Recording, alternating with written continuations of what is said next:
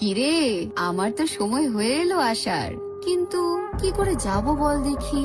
শুনলাম তোদের সরকার নাকি বলেছেন যে মেয়েদের রাতে বেরোনো উচিত না, তাহলে কি এবার আমি আসবো না? তোরা তো জানিস আমার সব কাজ রাত্রিরেই হয়। আর তোদের বাবা কি বলছে জানিস? বলছে আমি নাকি রাগ কন্ট্রোল করতে পারি না, কোনো অধর্মকে মেনে নিতে পারি না, রেগে গেলেই তো দেব গলায় খানাটা বসিয়ে। যাই হোক, তোরাও তো জানিস আমার রাগ কেমন, সামলে থাকিস কিন্তু। তোদের দেশে যা অসুরের ছড়াছড়ি হয়েছে, আমাকে তো এবার আসতেই হবে। তাহলে রেডি তো?